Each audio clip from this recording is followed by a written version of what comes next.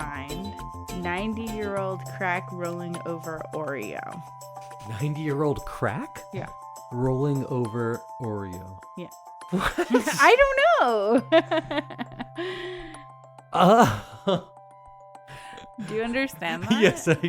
Okay, because I don't. I just write down the things and hope that you remember our conversation. Could you read that back? Yeah. Well, I think this should be the preamble of the episode now. Okay. How I understand what this means. 90-year-old crack rolling over Oreo. So, welcome everyone. This is an episode of I Love This, You Should Too. My name is Indy Randhawa. With me is my lovely co-host, Samantha Randhawa. Hello.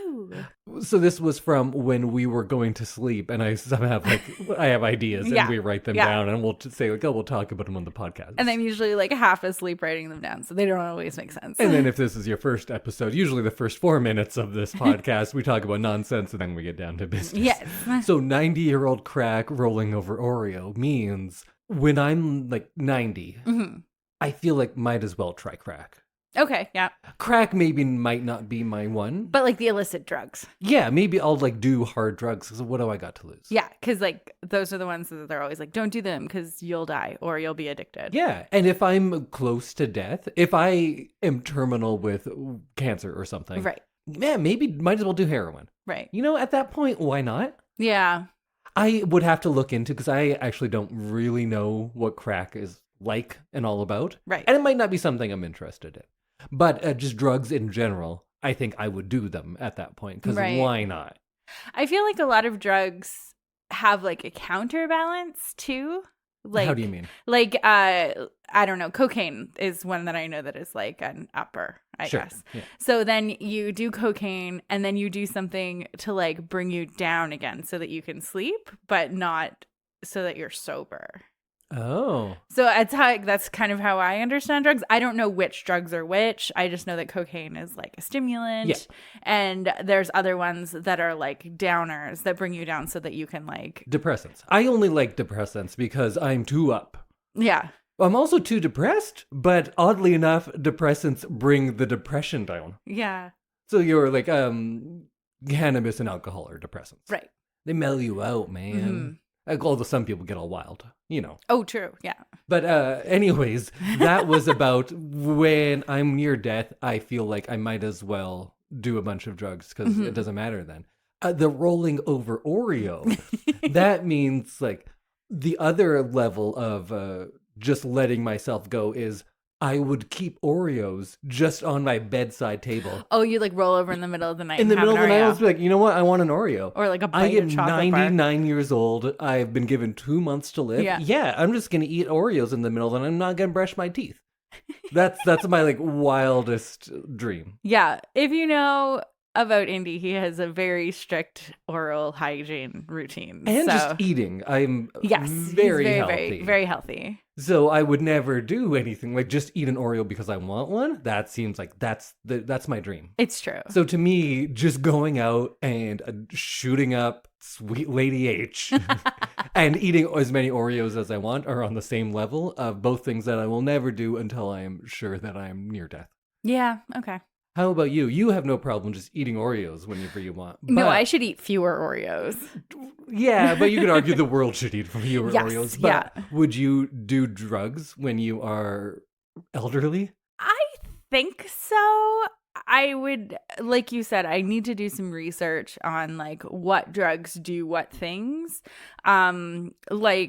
The idea of cocaine and it being a stimulant, you being able to do a bunch of things in the Wall Street bro kind of way, seems interesting to me. But as a person who can't blow their nose, sucking a powder up into my nose seems impossible. And if this is your first time on the podcast, also Sam can't blow her nose. Not that she can't. She won't. She refuses to. I can't do it. You won't do it. No. It's not that you can't. You won't. It's very different. I can't. You can't try. I've tried. You have not. I've been there when you have tried. And if I were to do the same thing that you just did in your biggest attempt, I also wouldn't be able to blow my nose because that's not how nose blowing works. Okay. You have to blow air through your nose to blow your nose. I do. You don't. Yeah. You go like this. No. Okay. That's not what we were talking about. Also, this podcast was supposed to be about John Wick. Oh, right.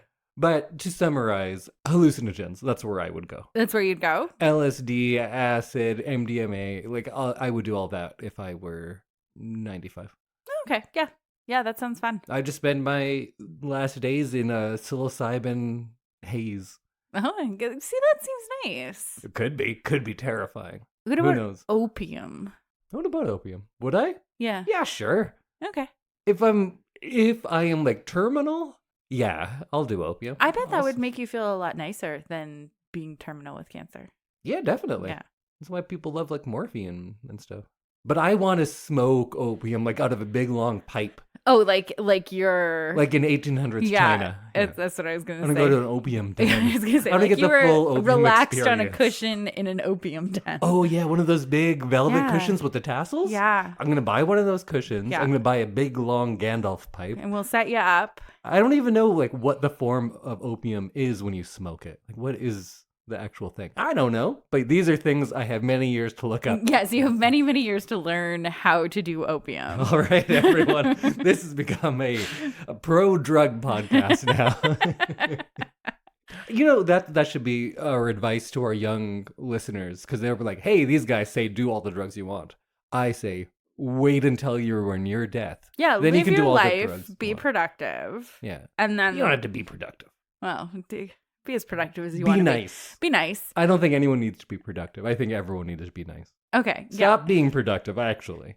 Yeah. Be nice. Yeah. And then your reward when you're old and riddled with cancer Oh, man. is that you get to try all of those crazy party drugs. I think we've said some things that we're going to want to walk back at some point, but I think we should just power through. And Okay. Hey, Sam, what's this podcast all about? Oh, we are talking about John Wick today. So if you're new to the podcast, every week we cover a movie of one of our choices, and Or every other week. or every other week. Every other week, actually. Okay. So every other week, one of us picks a movie, and then the next week we discuss it after watching it. So we are in the discussing after watching portion of our schedule, and we are talking about the 2014 Keanu Reeves movie, John Wick. And this was your pick, Yes. but not one that you had watched and loved, and I should too, as the title would No. indicate, but rather, why'd you pick this one? Because for some reason I hadn't seen it, and I love Keanu Reeves. Sometimes I go the route of, I really should have seen this already, and you're going to watch it too. That's the alternate title. So this was mostly because you are a Keanu Reeves fan. Big Keanu Reeves fan. More yeah. than you are an action movie fan. Yes. And this did come out in a pretty interesting time in Keanu Reeves, because he's had, I would say, a couple of resurgences. Because he was, of course, the romantic lead that you know when you were watching, but I knew him kind of when he was, I don't know, he was comedic, he was action, he was kind of everything through the 90s when I had watched a lot of his stuff. Like His- younger, yeah. His Bill and Ted, he was in Dracula, he wasn't great in that. Huh. Speed, of course. My Own Private Idaho was a good one. Point Break, I really liked. It's a fun movie. And then he had, I guess it wasn't that long that he was gone away, but after Speed, he didn't have a big movie again for, it felt like a long time, but The Matrix wasn't actually that long Wasn't afterward. that like 1999 or 99 something? was yeah. Matrix. And then he's like back, he's at the forefront, and we'd seen a bunch of good stuff with him, but the Matrix movies were the big ones. And he got some other kind of action-y big movies like your Constantine and whatnot. And then we had some movies of his that were not as well received. Your 47 Ronin, your Man of Tai Chi, where he's doing action-y stuff, but it's not going over nearly as well as the Matrix movies. And then John Wick comes out in 2014, and he is back. He's at the top again. So he's kind of had these three almost careers within his one career. Yeah. So The Matrix was when I really first started like loving Keanu Reeves. And then he did a few romantic comedies after The Matrix. Right. So I guess that's why you have that kind of idea Yeah. of Keanu. Like I remember having like huge crush on him in Something's Gotta Give. Right, which we did which cover we on did this. cover on this movie. No, I did not like that movie, but go listen to that episode. I think I realized I just liked looking at Keanu Reeves in that movie because he's like cheerful and happy, which is a side that you don't get of him in The Matrix. He's very like stony and like serious. And but that's also just kind of Keanu. Yeah, that is something that he does in a lot of movies. And I feel like every time we talk about his performances, I have to preface everything with, I love Keanu Reeves. He is a great human. Yes. He is a great movie star. Yes. I don't think he's a particularly good actor, but I think he is good at finding roles that suit what he does, which tends to be that kind of blank slate kind of thing. I agree. Like when you put him in a Matrix, he's good at that because this is a character who's kind of doesn't have a past, or he realizes past is not real and all of that. And in action movies, you kind of want that blank slate because you're like, that could be me. Mm-hmm. This is a video game and you are putting yourself into this role. Right. It's not watching Keanu do all these cool stuff, or it is watching him do all the cool things, but it's not his personality always that is the draw. And I think that is the case in this one. Mm-hmm. So your first watch of John Wick, what'd you think? I thought it was a very cool movie. I think it kind of complements the Matrix characters that he does, or character, I guess. And I think that it's like kind of a classic Keanu Reeves movie. Yeah. In that like that blank slate stony, action. solid, blank slate kind of look. I enjoyed it. I think it's a little one level for what it is. But I think it did a good choice in not like doing a bunch of backstory and really like immersing you in who he was, other than he had a wife, he quit being hitman, and his wife died, and that's where he is. And they do that really, really quickly, and I kind of liked that because it wasn't a huge big emotional arc. It was more actiony and just kind of one level. And also, if this is your first episode, I'm the resident pretentious one. I'm the one that brings all the art house movies and talks about German expressionism all the time. And I do want to say that I think that action movies are often much maligned as not having artistic merit or value, and I don't think that's the case. I think there are some of those like art house movies that are experiments in style, and then those are like, oh, that's cool and pretentious and artistically valuable, but an action movie is like, oh, that's just a popcorn movie. And I think they're doing very similar things a lot of the time, especially a movie like this. Actually, last episode I talked about how the style of an action movie can be enough. Mm-hmm. And I think that's the case here. Just like with some of those really old horror movies I talk about, it doesn't have the best script, it doesn't have the best performance, but like Nosferatu is important because of all of the artistic choices. Mm-hmm. And I'm not going to say John Wick is Nosferatu, but there are a lot of artistic choices in this movie that I think are just as valuable. And it makes me forgive that, like, the script's not great. Yeah.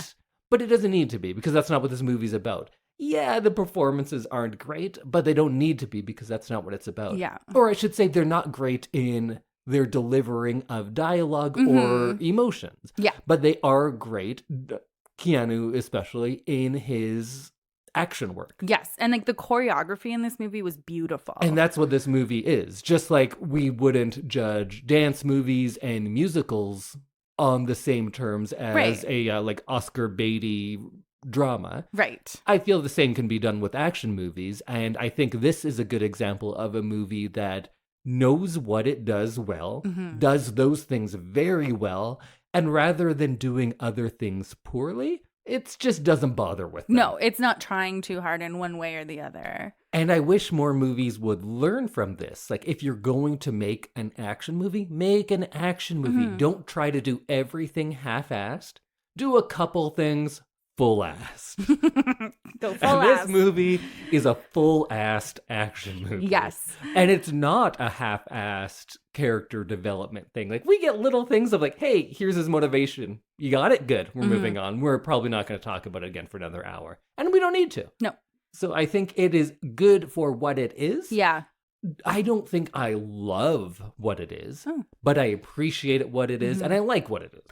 I appreciate that they didn't try and like shoehorn a like love story into this or some sort of like extra piece of plot. Like him trying to be a normal guy in his neighborhood or so, like something bland like that. I like that, yeah, it is what it is, and he goes around and he shoots people and he fights people, and that's kind of enough for the script. Yeah, and those elements that you're talking about that aren't in the movie, they're just alluded to. We get to know that he went through all of that, but that's not the movie. Yeah. So the whole backstory of him trying to get out of the mob for the love of this woman, that could be the movie. Yeah. That actually could be the probably first half could of be the movie, yeah. that could be an entire movie of someone who's falling in love and then has to do this big crazy job to get out of his life of crime. That's many movies. I've seen that movie many times, but I haven't seen the movie that takes place many years later. Actually, I have seen that movie too, but I haven't seen the movie that takes place many years later after the love interest dies. Right. And this man had one thing in his life to keep him going, and that was the love of his, I assume they get married, right? There was a wedding thing. I'll say wife. They Partner. say wife. They say wife. Okay. Yeah. His love for his wife is his one thing, and now he doesn't have that one thing. So this makes it kind of like a postmodern action movie. We've seen those other stories.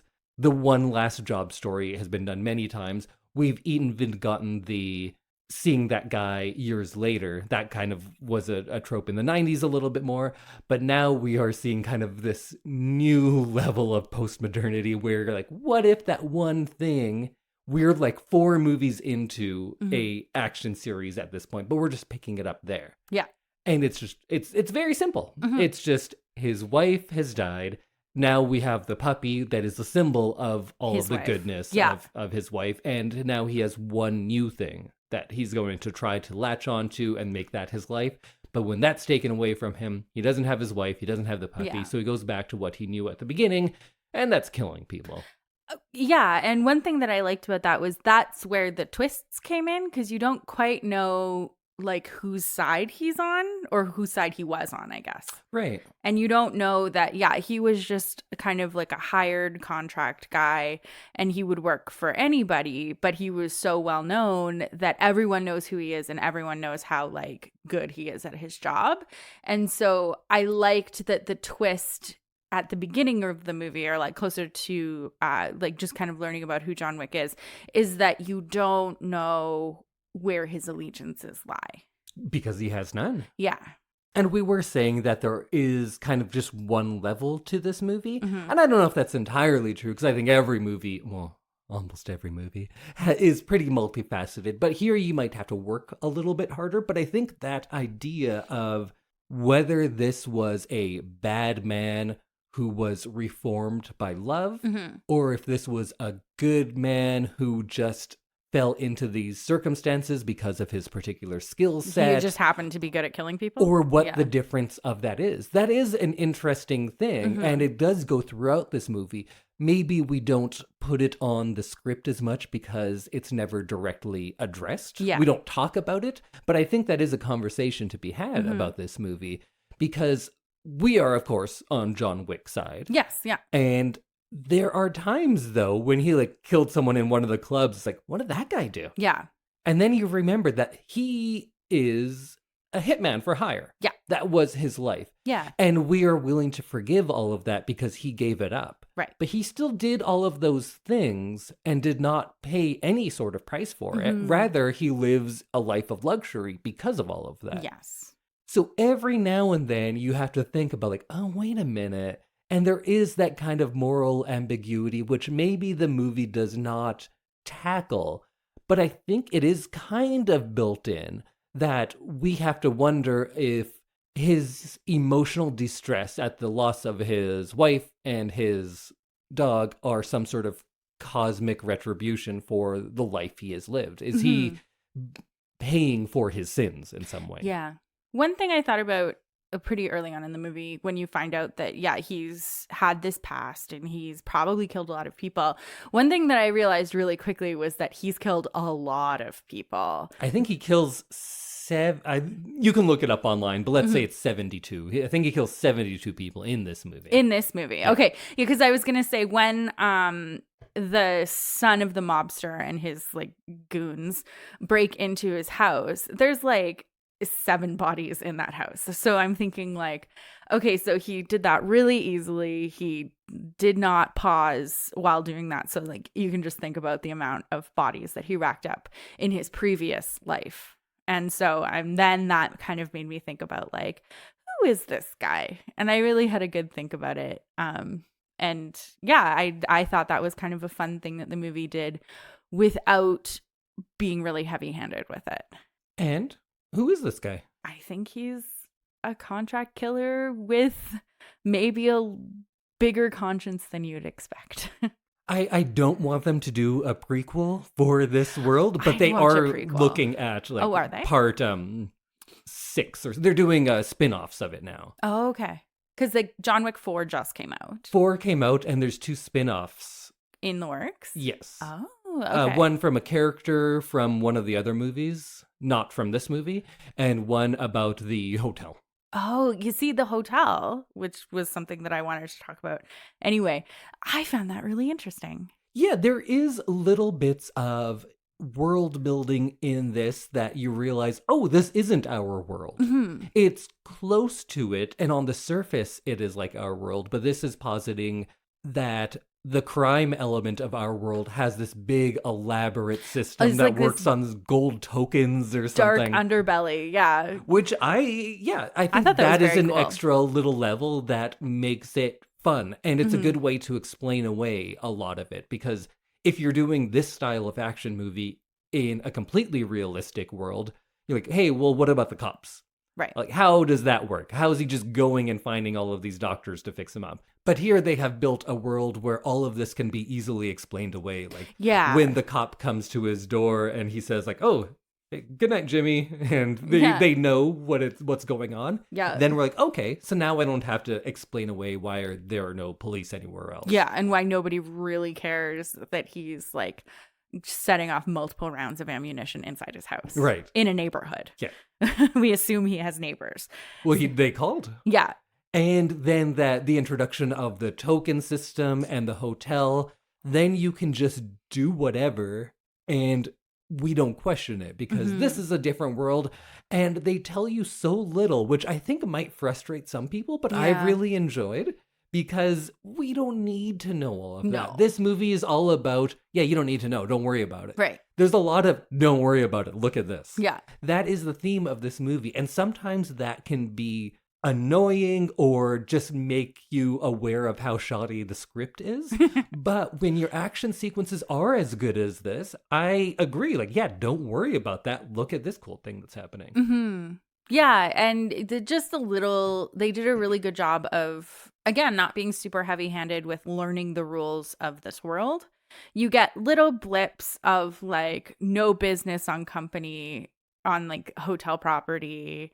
Like, you better order a drink and look like you're here having fun if you are gonna force me to talk about business. And, like, then we know, like, oh, you're not supposed to do any killing on the hotel, like on the hotel property. So you know that Miss Perkins is doing under the table, like, dirty work, basically. You could tell she was shady right at the beginning. Yeah. Well, he should have killed her. Oh, 100%. It's a bit of a double standard that a lot of movies have, that they will kill people willy-nilly who haven't done anything bad, but then when it is an attractive female, they're like, oh, you can't kill her. Though. Yeah. She should have been killed because she was an actual evil person. Exactly. She was literally trying to kill him in a place that's supposed to be like a safe zone. She was breaking all the rules. Yeah. I love the idea that there is like also like an assassin safe zone. That's fun. Yeah. This world is interesting and you want to see more, and I kind of get why I got those sequels. Yeah. Yeah, I'd be interested to hear about how the hotel runs. Well, there's going to be a whole movie all about it. Good. I also want to know about this coin system. I want to know more about it. Yeah. Because, like, I get it. Like, maybe these jobs are, like, putting money into accounts that like would be tracked by the government. And but it seems like the coins can't be the only payment. There must be actual cash. I guess. Because if it's just one coin per favor, right? Do you get one coin when you kill someone? Because he just says like, hey, here's a coin for like helping me out. Yeah. So I think the coin must be more symbolic than actual monetary value. Oh, maybe. I feel like it that has just to be. shows that you have currency in this world. Yes. And that you're like a productive member of this society, Yeah. I guess. Yeah. Like you've paid your dues. You Yeah. have the coins to Yeah. show. I have like these many, and so I can buy this. Yes. That's what I think. Okay, yeah. Because they give him coins at the hotel, too, for Miss Perkins killing him. Or trying to kill him, I guess. Oh, right. For the With inconvenience. the car? Yeah. Because he got a car. I didn't see that Yeah. he got a coin as well. It was like a roll. It was like a little roll of coins that he pushes across Oh. the desk, I think. You can tell me if I'm wrong. I just assumed that that's what it was. But yeah, there were coins going back Yeah. and forth. Like when he says, oh, can you keep her here for a while? Catch and release. yeah. He gives him a coin. Yeah. That kind of thing.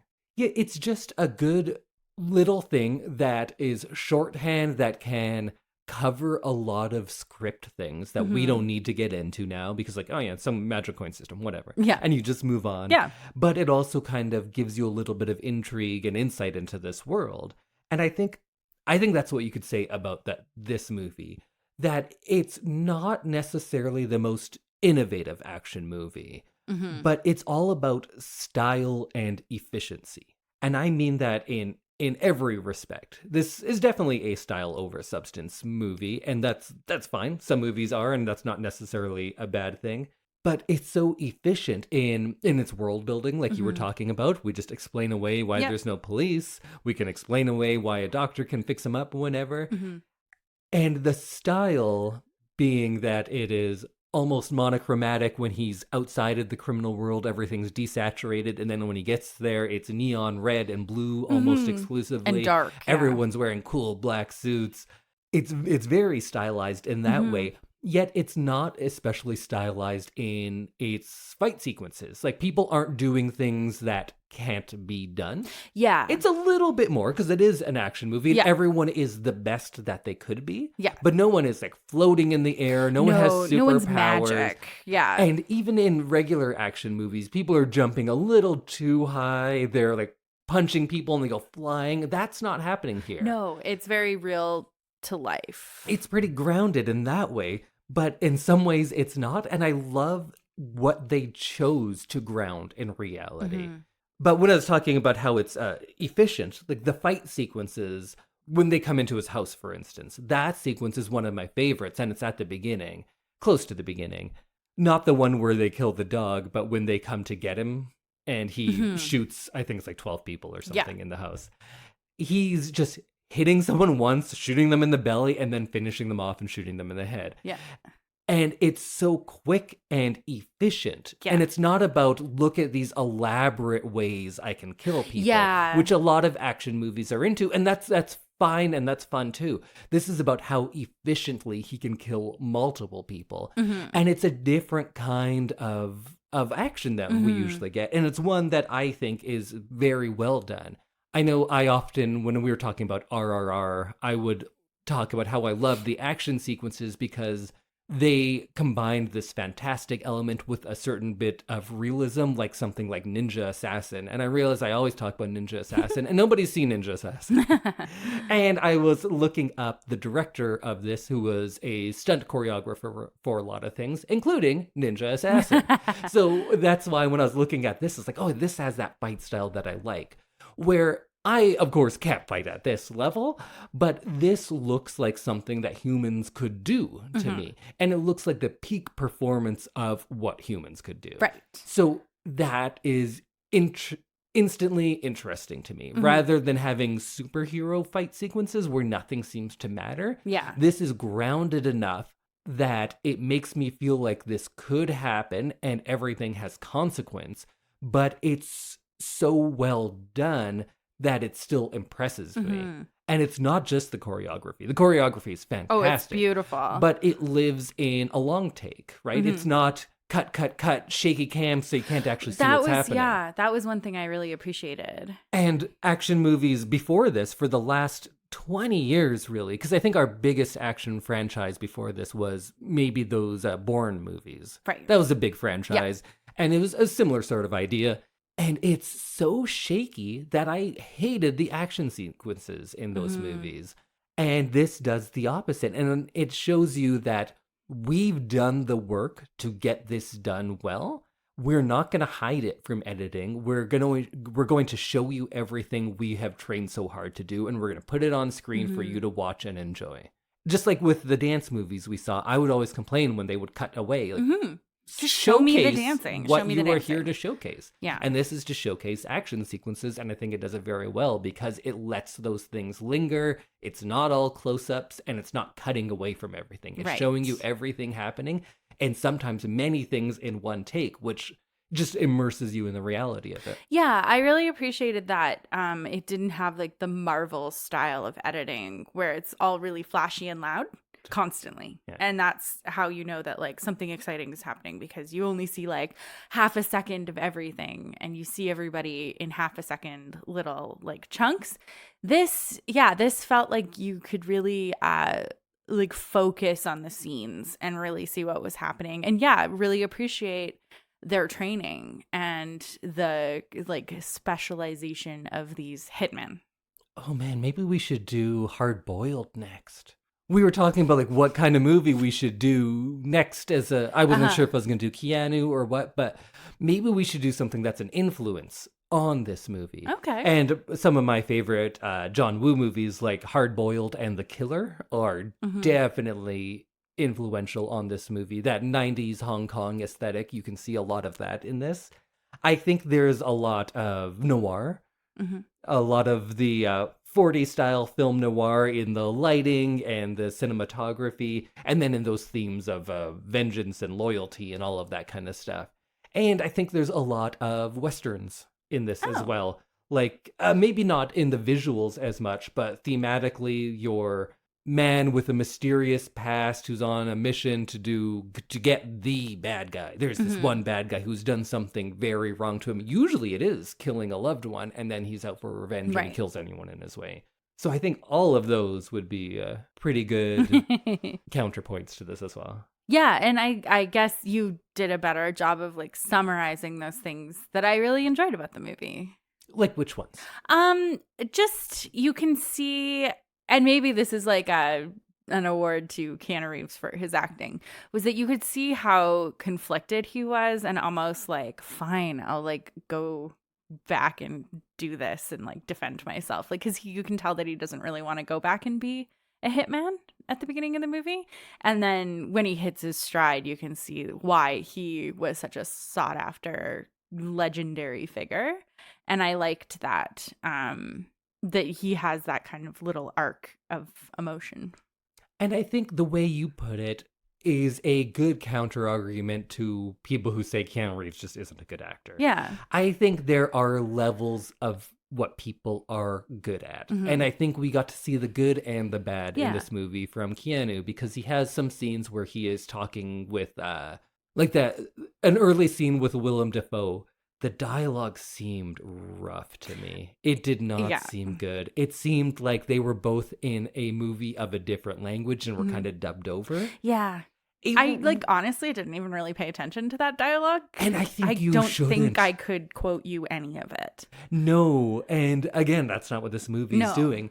But in me defending and simultaneously talking about how he's not great, but Keanu, that's not his strong suit. No, like in Dracula, he's the one writing the letters and everything, and it's rough. He's not good at that.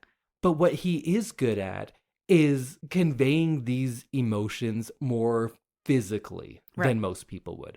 He's not the best at a lot of dialogue things. He has good movies where he does that a little better. But in this movie, I would not say any scene where he's speaking more than a couple of sentences. Yeah, he's good at a tagline. Yeah. He's good at like a quick little throwaway line. But yeah, deep conversation is not what he's there for. And I feel like this makes me sound like I'm saying like, oh, he's good, but just in a dumb way. That's not what I mean. I think he's good, but not in a way that is classically recognized. Because I think it is a very specific skill set to jump into that action world and not just be someone who is doing the steps, but I can see emotion in him and conflict in him while he is doing action sequences. And I don't think that's just imagined by the themes of the movie. I think, like you were saying, you felt you saw conflict in him while he was killing people or doing those kinds of things, right? It was subtle. Yeah, but I think he can do that. Yeah. But not necessarily when he's talking a lot. No. And I think that he just finds movies that work with his skill set. I think The Matrix is that, and I think this is that as well. Yeah, and I think working with were they the stunt directors or people he'd worked with on The Matrix? Yes. I think this was his stunt double, actually, who was directing this, but then also did choreography for other movies that were probably also Keanu ones as well. Okay, so like I think that he was very right to bring them into when he was like negotiating his contract because they know what he does well. And I think this director, whose name I've already forgotten, but I'm sure you'll tell me by the time I'm done this thought, he made some very smart choices in all these things we're talking about, how it's efficient, it doesn't waste time on certain things. First-time directors don't often look this confident, but I think that comes through because he is doing things that are mostly around the stunt world. Yeah. And the rest of the things are just like, this would be cool. This movie, if I have a harsh criticism, it's like it tries to be real cool. Real cool. Yeah, I can see that. It's trying very hard to go for a certain aesthetic, and I think it achieves it. But sometimes, like the music too, it's like, yeah, we're an action movie, but we're like a gritty, but also still super smooth. Yeah. But very American. Yeah. So we're going to have muscle cars. Yeah. We're going to have hard driving guitar riffs. And we're going to have distorted vocals. And like, that's the level of cool. Yeah. The director's name is Chad Stahelski. Stahelski, right. Yeah. But yeah, like I think they played to his strengths and didn't make him do some of the things that can make him seem kind of awkward or like unpolished. Like those few dialogue scenes we had, which I think were not great, but they were so few and far between that you're like, okay, I've forgotten about it already. You gotta have some dialogue. It's still like a 2-hour story. What were some of your favorite parts of the movie?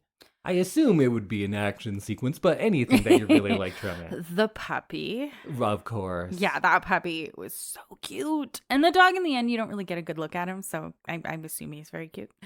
But yeah, that puppy was like super cute. And a couple of the little like glances of Keanu interacting with the puppy and trying to be this like macho guy that, you know, used to kill people for a living, but also having this puppy and like kind of resisting its love at the beginning of like, okay, fine, get up here, like get on the bed, we'll sleep.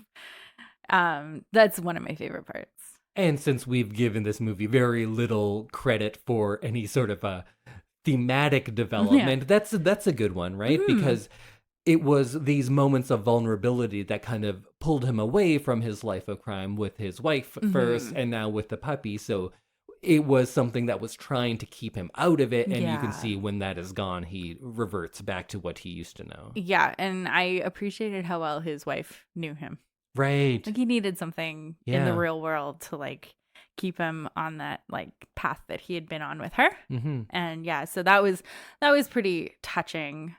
I don't know. I enjoyed how easy he slipped back into that world. Like with the ease, he wasn't unsure. He just like has this confidence to him. What about you? What are your favorite kind of moments?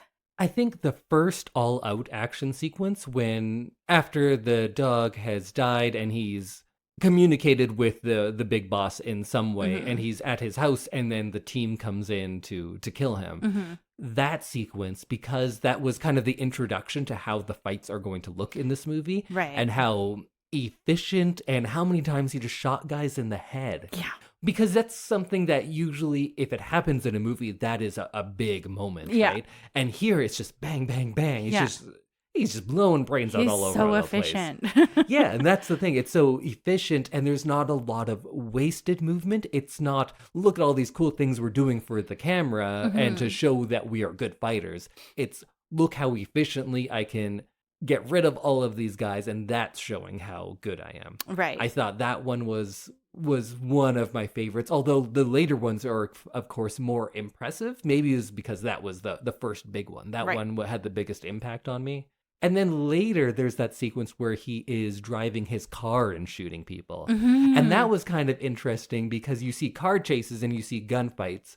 And this was a different kind of combination because he was driving around pedestrians and shooting at them. And there's that one time where he hit a guy with his car. The guy flips up over his car and he shoots his gun through the roof of his car, shooting the guy as he goes by. Yeah. Like, that's a fun bit. That is fun. Yeah. I like that one. The creativity in some of the kills without it being like an over the top kind of thing. Yeah, because that was the only one impressive. that was a bit silly, but it still felt like it fit in with everything else. I was impressed with how they kept it from being like campy or silly. Yeah. But still creative. Yes. Yeah. Yeah. Still kind of anchored to reality. And then there were a lot of actors that showed up that I really like. And I was like, oh, wait, he's in this? It's like John Leguizamo was in there, who's, for whatever reason, for better or worse, I've been a very big fan of since a very young age. Oh. Dean Winters, of course, who I like a lot. Willem Dafoe, but I don't know. I didn't think this was Dafoe's best work. He was a little odd in this one to me. Yeah, I felt like I needed more from him and also less. Yeah, maybe. It's like, that's an odd way to put it, but that's kind of how I felt about it. Ian McShane had a bit in there. I like him a lot. And Lance Reddick, R.I.P. Lance Reddick, who was at the desk. Yes, yeah. I like him a lot. He's been in a lot of good stuff. He didn't really do too much in this movie, but I still like him. I enjoyed Alfie Allen as well. Who's that?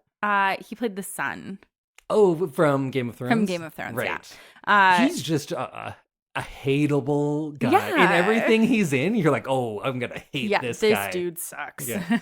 You know what else I liked is when his death scene. Yeah. Do you remember it? It was just bang, you're done. Yeah. No big, like, this is for killing my dog, what you took from me. Yeah. He just walks up. Yeah. The Boom. guy, I think, starts saying, like, you don't know who I am or something like that. He starts the conversation, but Keanu just shoots him in the head.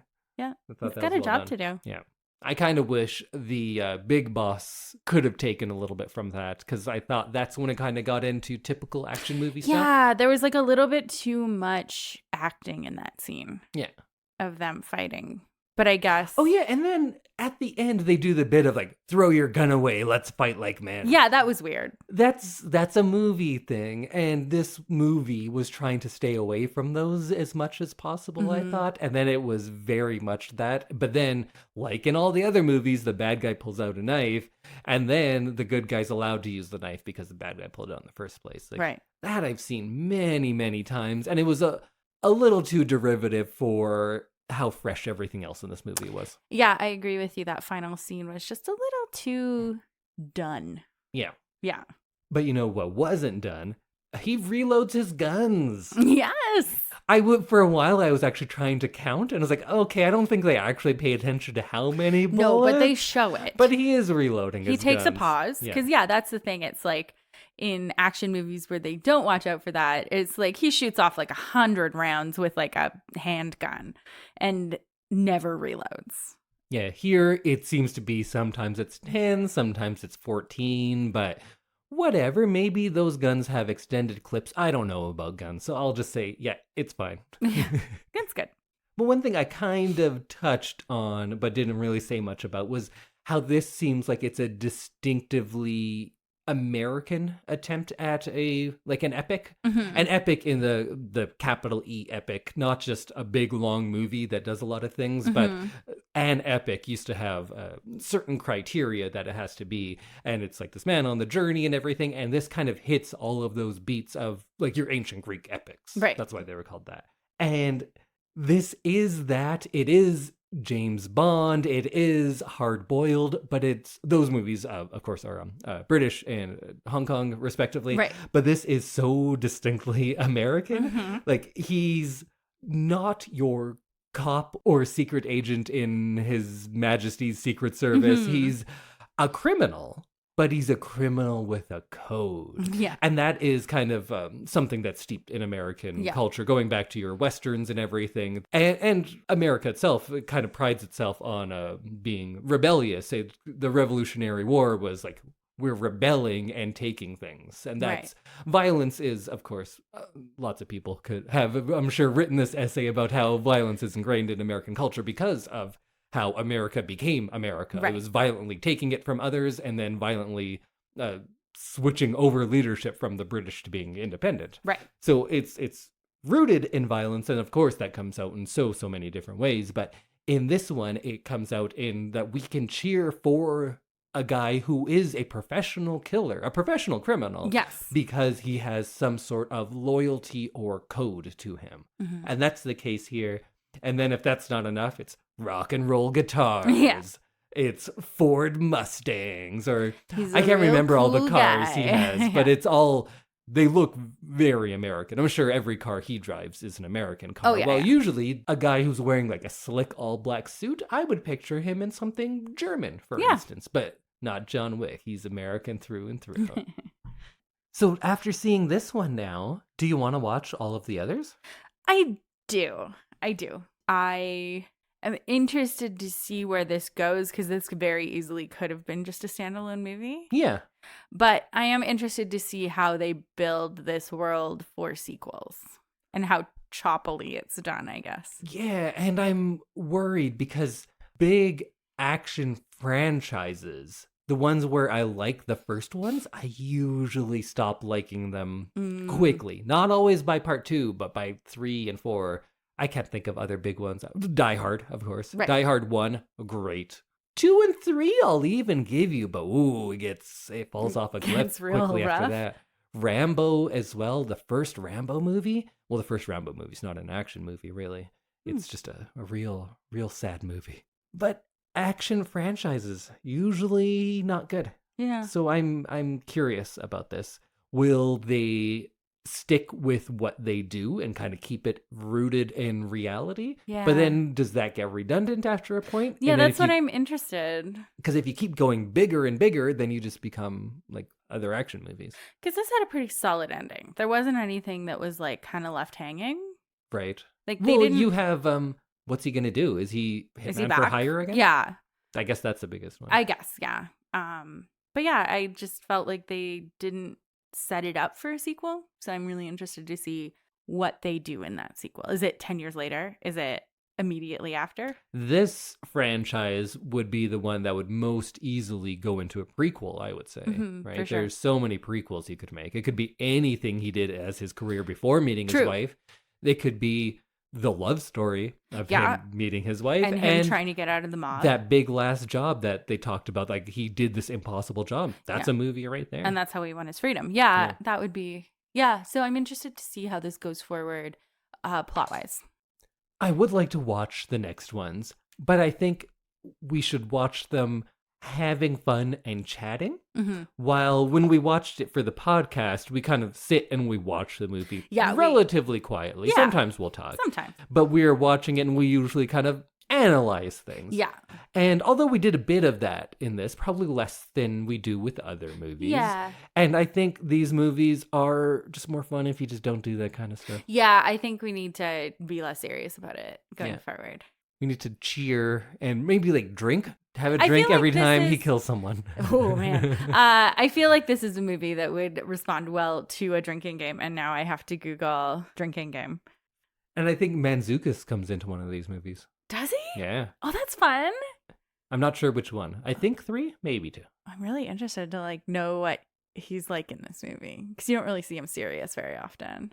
I don't know that he will be. Oh, okay. Cool. Who knows? Cool. I'm excited. All right. Well, that might be the end for us. Is that it? I think so. So it's a bit of a different episode, but I think we kind of got into...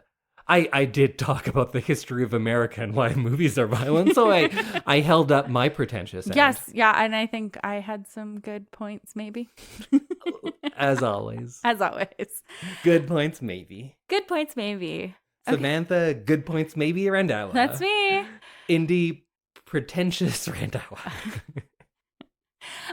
So we'll see you next week when we find out what Indy's big watch is, and we bring you 2 spoiler-free things of the fortnight. Oh yeah, we've been doing themes, so usually we would announce it here, but I don't know yet. So you know what? Just listen to the next episode. It's gonna be good. Just come on back. We'll figure something out. Maybe it'll be linked to this movie. Maybe it won't. Maybe it won't. Who knows? Who knows? Why is it haunted? I don't know. Who knows? Okay, see you next week. Bye, everyone. Bye.